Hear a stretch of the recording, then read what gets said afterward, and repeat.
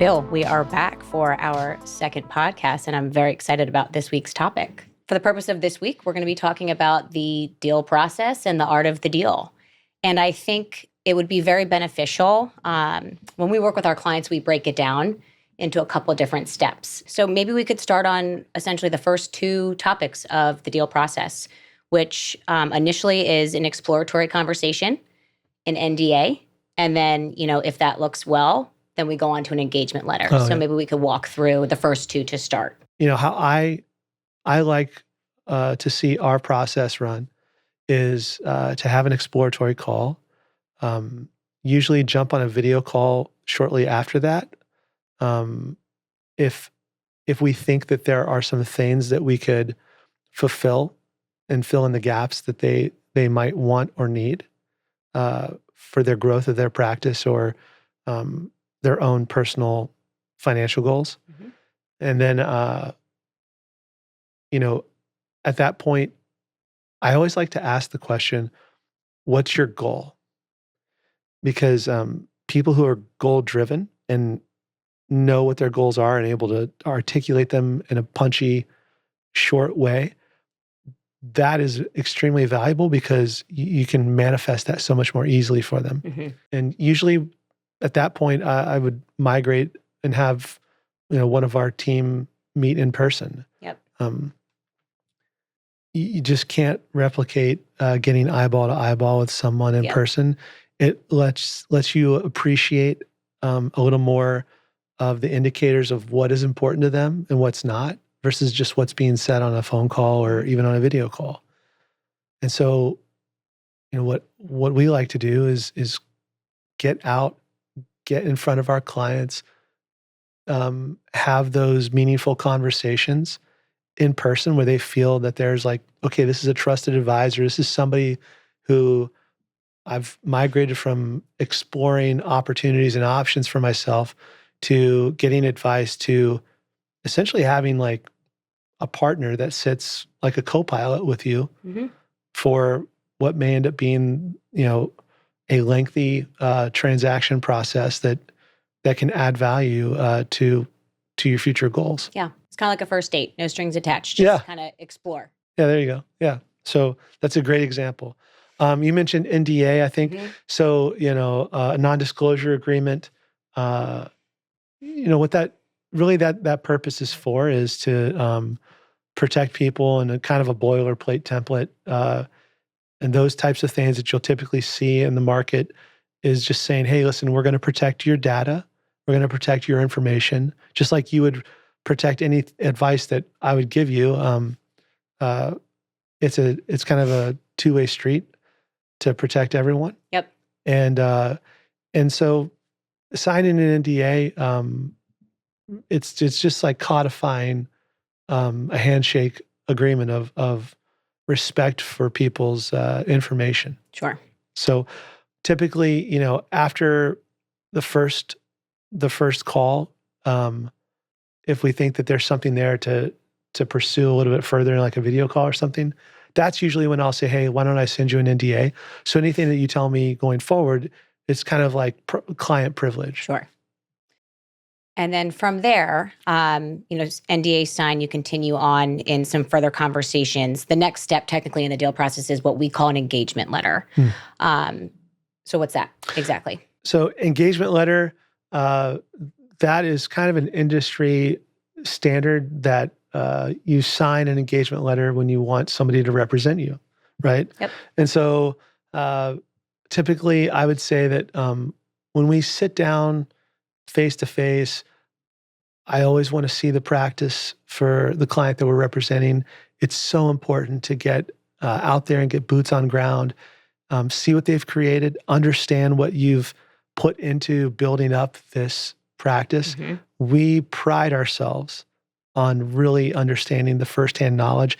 It's not just a widget in and a widget out with us, because there is so much more to the operational and the culture that I can put a value on that other people can't. Yep. That is difficult to do unless you get in person with people. And so at that point in the game, if it makes sense to go down the path of pursuing what private investments or private equity backed portfolio companies that want to invest in your company, and you need us to take you to market to facilitate that, then we sign an engagement letter together. Typical in the market, it'll be a commission based. So we make it very straightforward. It's a flat fee, and really, it's just if you do a deal, then we would get paid. And I like doing it that way because there's so much of a hesitance already for people not knowing if they're getting quality representation or not that I've seen in the past, that I just think it's the right way to do business. So, I'm willing to put forth the effort and do in good faith part on our part to build trust and goodwill. And I think that goes a long way with our clients. And I think they appreciate that type of approach. It's a little bit of a better way to enter the relationship, if you will. Yeah. Okay. And then, so, let's say everything in the process is feeling good. They sign an engagement letter. Next step is kind of what we call the data analysis and collection phase. So what does that look like? And then perhaps a timeline for that. Well, to me, this is where the success and failure gets created in the lab. We are extremely thorough in our analysis of the practices that we represent.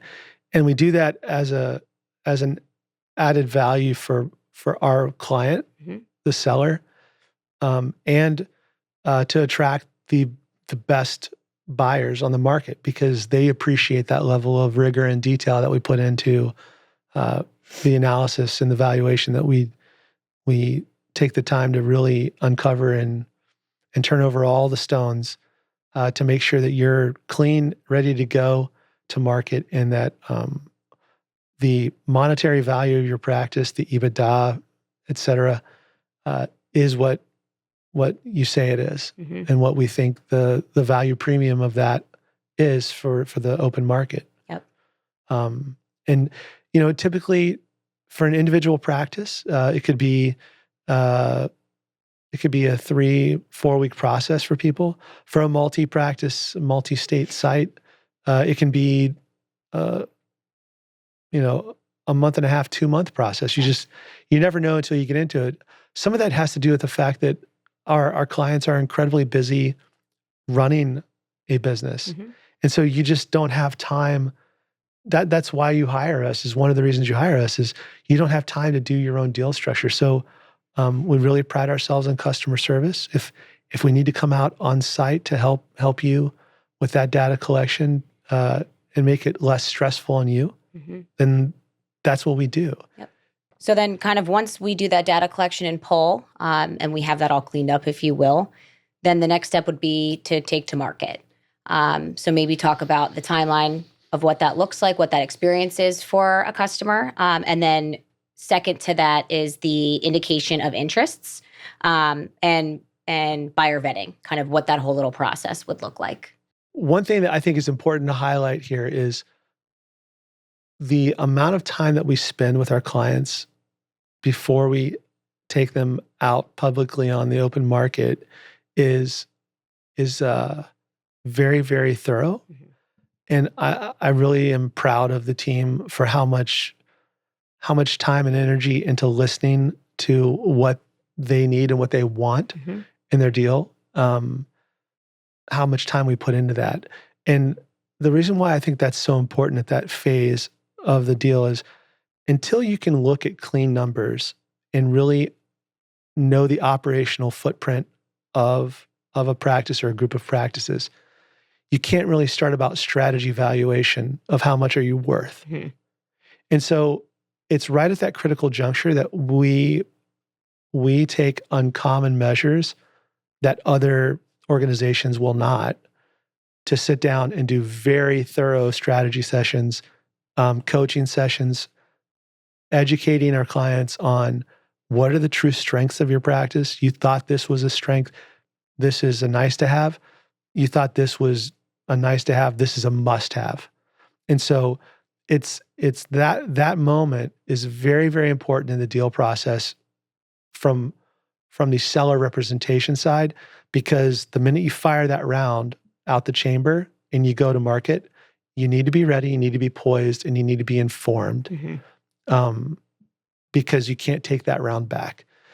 When we go to market, I find the best scenarios for our clients is to look for the organizations, look for the partners on the investment side that are best suited with a great track record and a clear vision on what they want to do with their organization and how our client would fit into that organization as a key partner member for them. And so we'll create that competitive bid process through reaching out to multiple suitors to get the best dowry, basically, for our seller. Sure. And for them, I think what buyers appreciate is a really candid, clean look at the practice.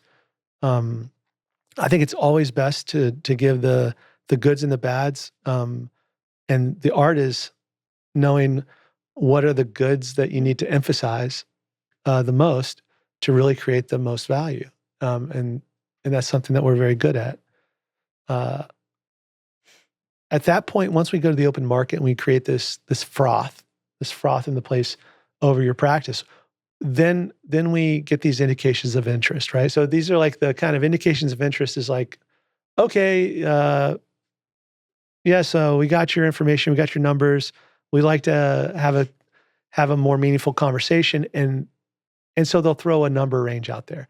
We think if your numbers are what you say they are, we think if your operational footprint, if your processes, if your staffing, and your production mix of which procedures you provide as a service to your clients are what you say they are, we think you're in this range for us to make an offer on. And so again, it's another insertion point in the process where we pride ourselves on kneecap to kneecap service, custom customer care for our clients to really talk them through, okay, what do these indications of interest mean? Who are they backed by? What type of deal structures do they offer to help get to the next phase? And you're touching on this a little bit, but maybe dive a little deeper into perhaps why it is so important and critical to have adequate representation in some of this due diligence process, and in your experience, how that elevates a seller's opportunity in the market.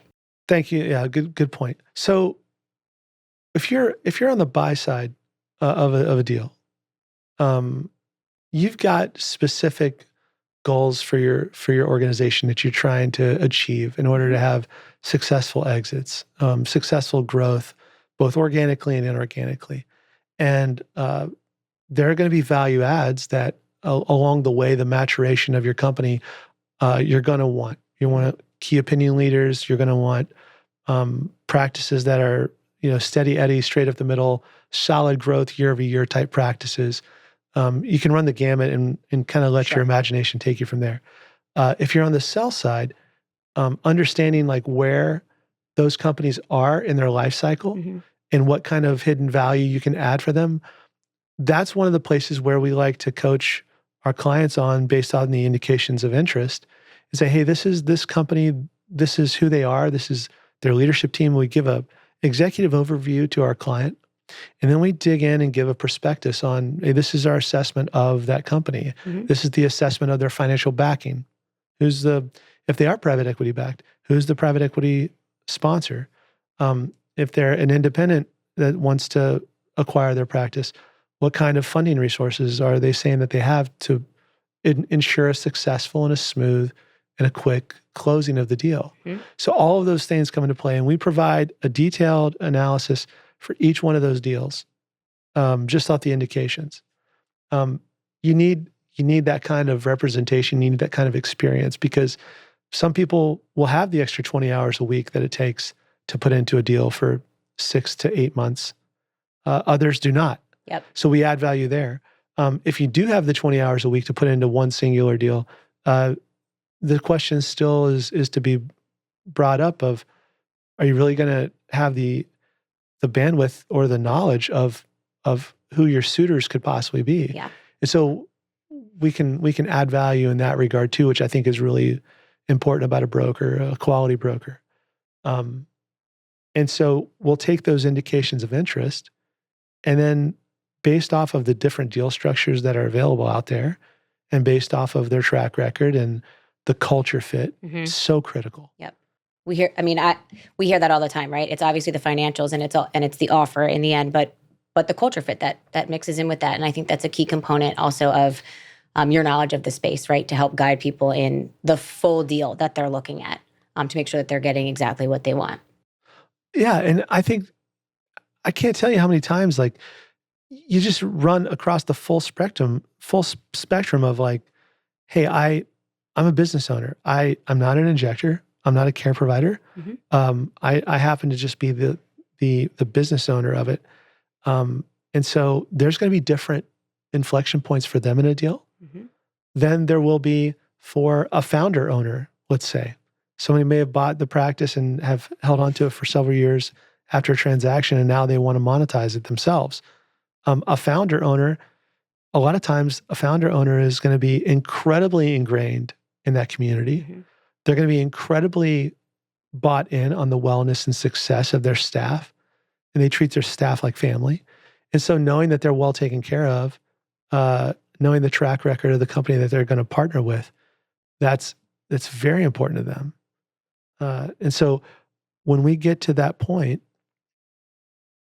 the goal is to really narrow all of those suitors down to, your top 2 or 3, right? That's how I think about it, is like, who's my top 2 or 3 that we're looking at in the horse race? Yep.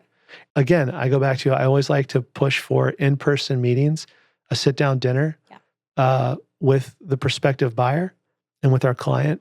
And we'll be there with you every step of the way, and just give you a chance to openly ask questions and have them ask questions of you, to create that synergy and to find the perfect fit.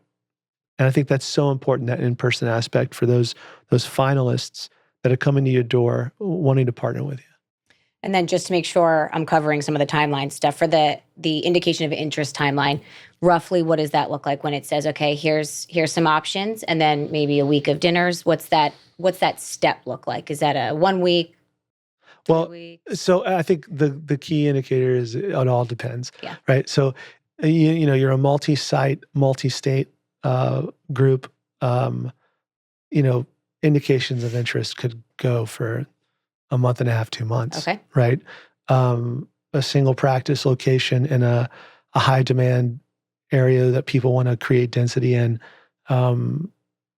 You could be a 2-week to 4-week time frame of getting indications of interest. And one of the things that I always tell people is, like, don't ever judge the success rate of your deal off of how long you keep the window open for indications of interest, right? Short can be good or bad. Long could be good or bad. It just all depends. And I try to educate that in the space, just to say, hey, listen, buyers have investment boards that they answer to. They may not be able to get on their radar for another month, and then they may need another week after that to put something together. Somebody else might have already had a meeting that's scheduled for next week, so they can get in front of their investors, get an indication approved, and have it to you within a week and a half. Well, and that ties back into also just having a credible advisor, right? Who can walk you through each different unique situation, depending on who's the buyer, what's your specific scenario, et cetera. One of the things that you talked a little bit about but I wanted to kind of highlight is potentially the importance of continuity within a deal, and what that might mean with private equity, and how they might value that within a deal. Maybe if you could retouch on that a little bit further. Well, so continuity and consistency are incredibly important to financiers. It's so funny. I can recall a scenario where somebody grew like 28% in 1 year. And the comment from the executive team was, could you just grow at like 12 or 14% a year? Because we have to explain why you're growing Sure. so much, right? So there are those funny scenarios where you're like, wait, you're telling me that my growth, my extra growth wasn't a good I don't thing? get a gold star for I that. don't get a gold star. And again, I'll say it all depends. Yeah. Right. If you're in a de novo phase, right? De novo being a new practice location, you had a first location, now you open a second one because you're in such high demand, and you've got this explosive growth. As long as there's a legitimized story behind excessive growth or an excessive contraction, right? If there's a reason for that, that's what people want to see is like, okay, what's the rationale? What's Sure. the reason? What's the story, not in the number? The other thing that I've seen is, well, we added another injector and we added 2 more treatment rooms and we picked up another laser, and that's why we have almost a 30% growth in the last year, whereas my first 4 years, I had, 8, 10, 11% growth each year. And so again, it's the story behind the numbers, just like you said. And that's one of the things that we really do put a lot of effort into narrating the story behind the numbers to the buyers to make it easy for them to be able to say yes on your behalf, because you'll never be able to negotiate your own best deal. It's a fact. Yep. And that's what we're here for. We're here to be your extension into that room to get you the best deal possible. Well, and I've heard you say before, and we say it often, is you could argue, we're kind of the chief information officers of the deal, right? At the end of the day, it's our job to bring all the information to the table for our clients and buyers, and just make sure that they adequately understand everything so that they can make the best decision. Okay. So then going from kind of that suitor phase, then the next step would be essentially to accept an offer. The letter of intent. Yes. So all right, what is that? Yeah. Break that down for us, Bill. It's a big, shiny engagement ring. It is a promise. You're walking to the altar, but you're not married yet. It's non-binding in nature, so you're not obligated. It's just simply, I think of it like an engagement letter with us as your representative. The letter of intent is that equivalent with the buyer, and you're making good on that good faith by signing a piece of paper that says, okay, I'm going to go play outside linebacker for Ohio State this year, right? You can always walk away, go to the University of Michigan. I don't know why anybody would want to go play for University of Michigan, being a former Buckeye myself. Just lost some clients there. Yeah. But, I'm smitten with the mitten, but maybe not the Wolverines. But that being said, the letters of intent, you're picking one, right? You're like, this is the horse I'm going with. And when you sign that letter of intent, then you enter into the due diligence phase. And so this is such a critical moment to have quality representation, right? Because I say this to our clients all the time, you only get one opportunity to sell your practice.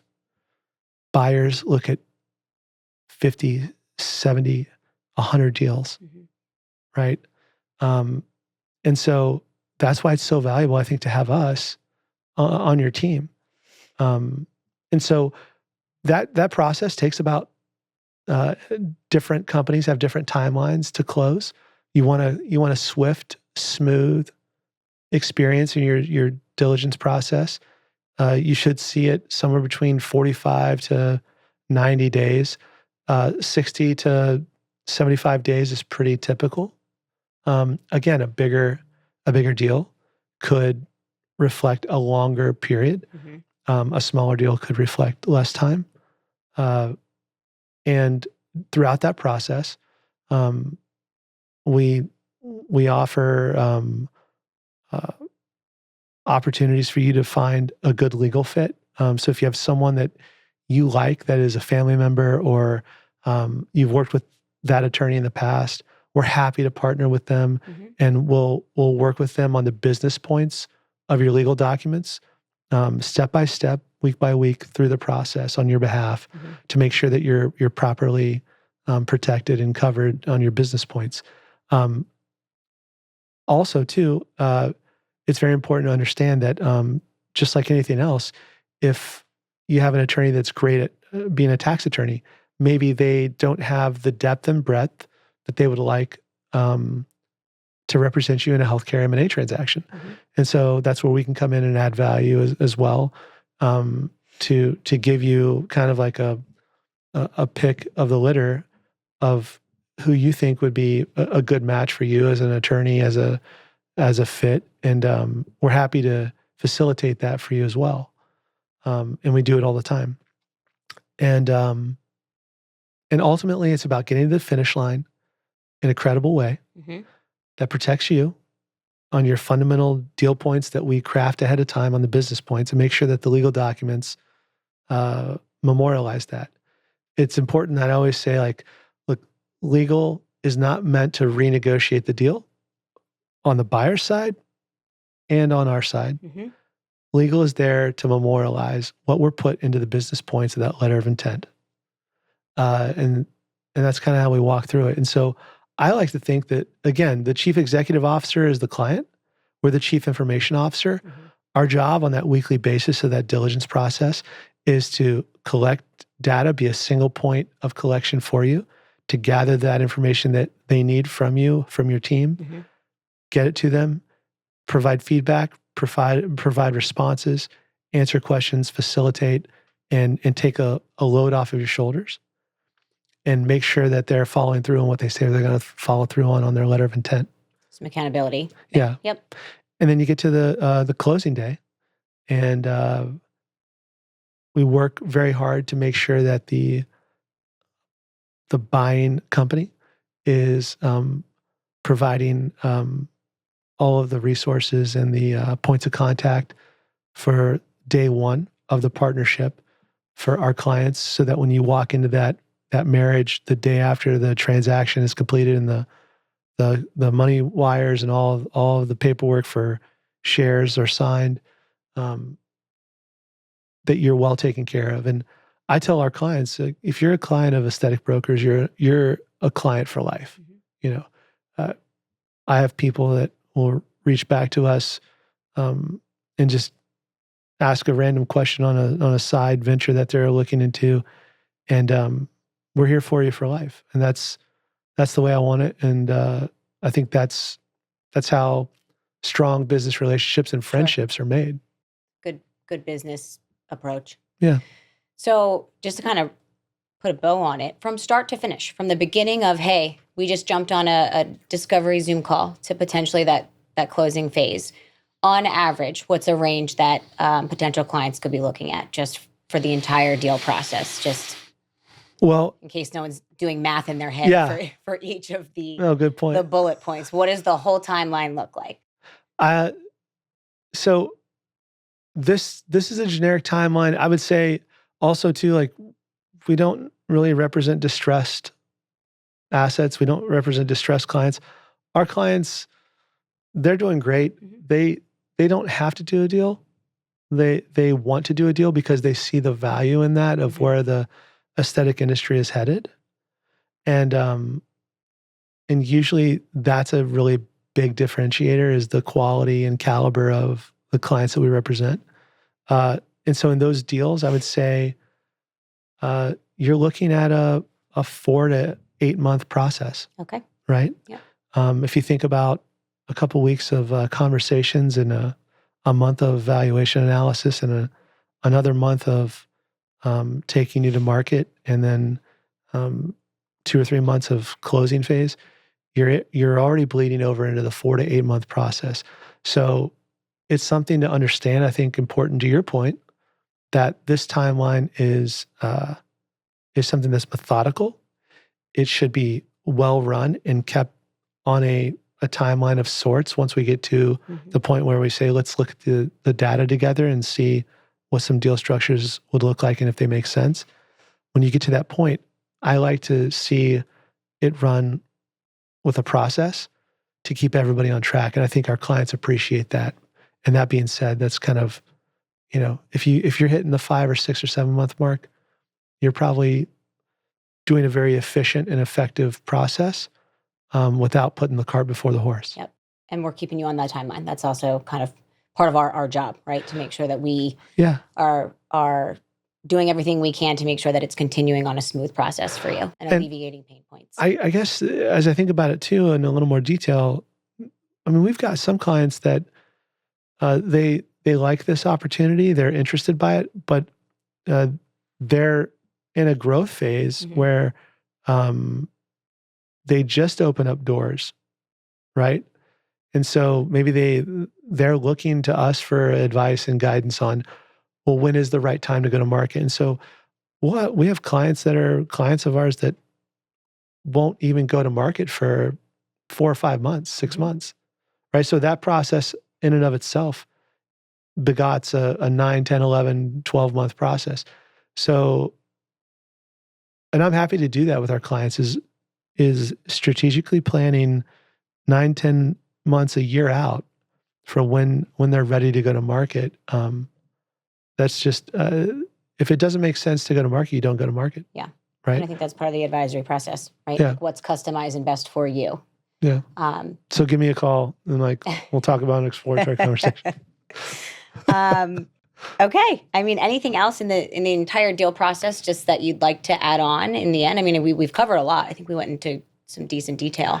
I mean, there's so many things that we could probably do an entire podcast episode on that people would fall asleep at the wheel. You're like, oh my gosh, Bill, you're bombarding me with all this stuff. I'm not an attorney. I wouldn't dare give legal advice to any of our clients. Sure. But there's things like, clawback considerations of for cause, not for cause when it comes to damages that you could talk about in depth. And what I would say is let's jump on a call about, if it makes sense or not to make sense to go to market, deal points. And then when we get to the phase when it's the right time to introduce sage legal counsel, then we bring in and talk about all the what ifs for that. And that's what that part of it's for.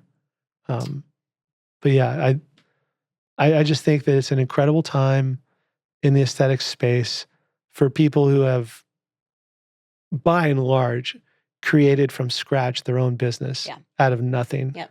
And it's such an incredible American story of creating your own business, the entrepreneurial spirit, the pioneering frontier spirit of capital enterprise. And it's just such a cool era to be in the aesthetic space where you can see people be able to unlock the value of what they built. It's a lot of opportunity. Yeah. And I think, again, just to kind of wrap this up, what's nice about our business model is just the step one of our deal process is a discovery call. And there's no harm in that. There's no strings attached. So I think right now, given the newness of private equity entering this space, there's a lot of questions out there. So I just encourage anybody who has a curiosity, maybe they're not even considering it yet, is to give us a call. Give us a chance to give you a consultation on your business. Yeah. And then from there, you kind of see what works. And I like that about us. I do too. Cool. All right. Well, thank you, Bill. Thanks, I appreciate Christine. your time. I appreciate your time. Until next time.